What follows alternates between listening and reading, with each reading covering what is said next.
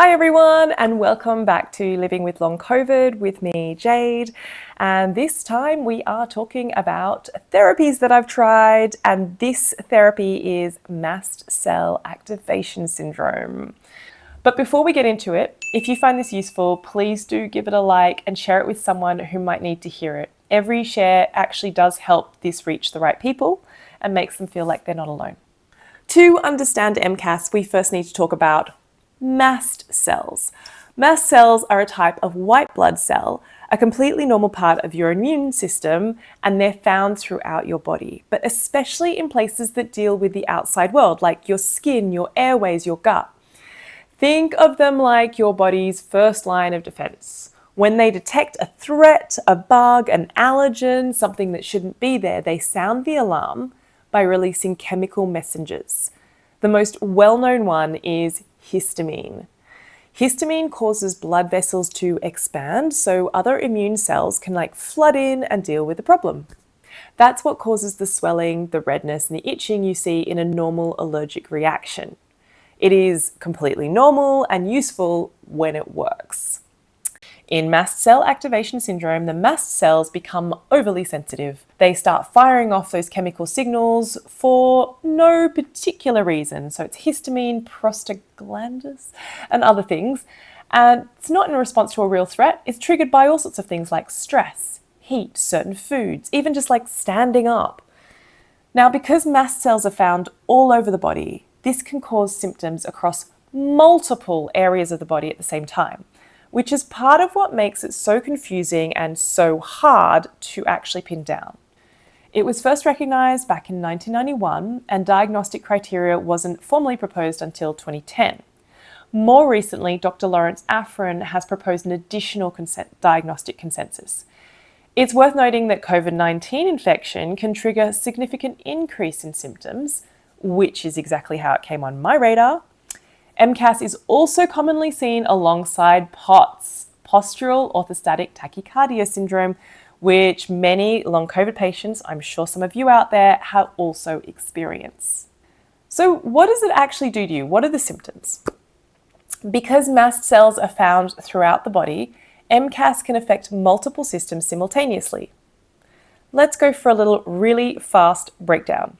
Skin, flushing, hives and itching, angioedema, which is swelling that moves around the body, dermographism, where even a light pressure leaves a red mark on your skin, gut, nausea and vomiting, abdominal pain and bloating, diarrhea or constipation, heart, racing heart, tachycardia, low blood pressure, dizziness and fainting, respiratory, wheezing and shortness of breath, nasal congestion, throat tightness, neurological, brain fog, chronic fatigue, headaches, anxiety, tingling, and the most commonly reported symptoms in over 50% of patients include fatigue, near fainting, body-wide pain, which is also diagnosed as fibromyalgia, headaches, itching, chills, eye irritation, and breathlessness. And of course, as you guys know, many of these symptoms overlap with other conditions. Having these doesn't automatically mean you have MCAS. But if you have multiple systems across the body, it's probably worth raising with your doctor. So, how is it diagnosed? This is where things get tricky. And honestly, it's one of the reasons MCAS is so frustrating to deal with for both patients and for doctors. To diagnose it, a doctor needs to find elevated levels of the chemicals released by mast cells during a flare-up. The problem is, of course, those levels can return to normal really, really quickly. So you need to be testing as soon as you have a flare, otherwise it'll be gone. The tests are things like serum or plasma tryptase and some sort of crazy urine tests. But let's be honest, you're not going to be really doing those because it's just too hard to pinpoint when you're having a flare and actually get tested at that time. The medical community is still catching up with MCAS because you can't always predict when a flare will happen, and because symptoms overlap so widely with other conditions. Diagnosis can take years. Many patients end up diagnosing themselves through research. So, how is it treated? Option 1, the low histamine diet. This is one of the main treatment approaches. It's a low histamine diet. It's just eliminating foods that contain histamine or trigger its release. In theory, that makes sense. In practice, this is the most insane diet I have ever seen in my life. Here is a just partial list of what you're supposed to avoid. Alcohol, fermented food, yogurt, aged cheeses, processed and smoked meats, tinned fish, vinegar and anything pickled, tomatoes, spinach, aubergine, avocado, strawberries, citrus fruits, kiwi, pineapple, soy sauce, Worcestershire sauce, and leftover food that's been stored because histamine increases as food ages. Chocolate and cocoa, certain nuts, walnuts, peanuts, and cashews. I looked at that list and I was like, no, that's just not doable.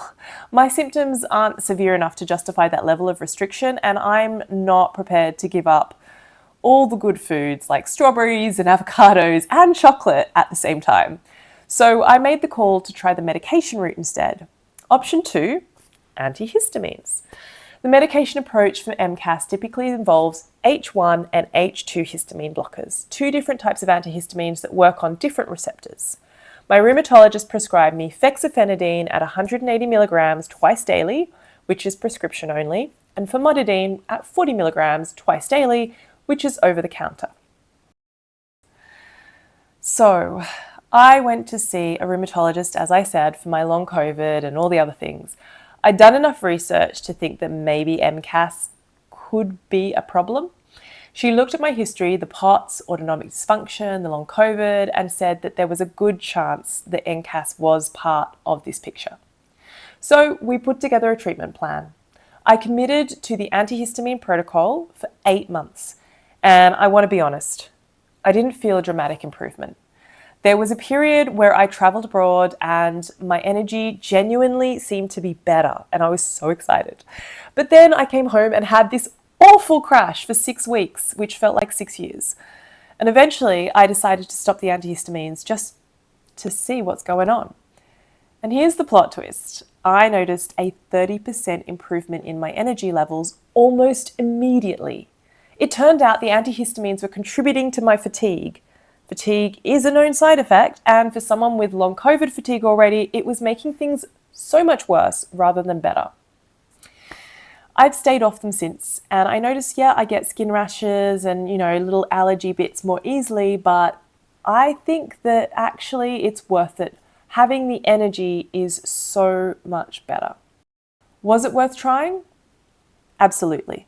Even a negative result is useful for me to know.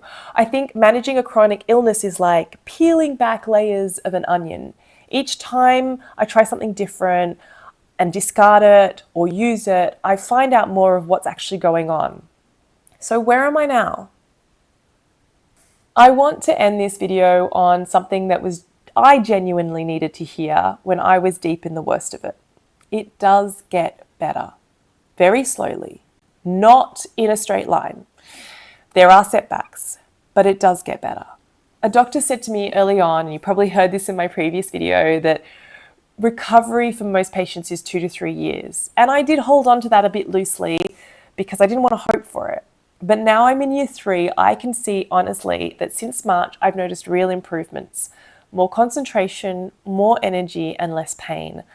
I'm not back to full capacity yet, and I can't reliably work all day. There are still hard days. But from where I was in 2024 to now, it's a huge difference. And that's what matters. If this video was helpful, please do give it a like, subscribe, share it with someone who might need it, whether that's a friend with long COVID, a family member who's been struggling to get answers, or just someone who needs to know that they're not alone. Every share genuinely helps, and I'd really love you to support this channel beyond that if you can. There's a Buy Me a Coffee link in the description below, and honestly, anything you can donate, even just the cost of a coffee, helps me keep going and keep trying new therapies so that I can share them with you. So please do subscribe if you haven't already, and let me know in the comments if there's a specific therapy or topic you'd like me to cover. I read every single comment. So I make these videos because I know how isolating having a chronic illness can be, and I want you to know that you're not alone. Sending you all the love and good health, and until next time, stay safe, stay positive, and I'll see you soon. Bye.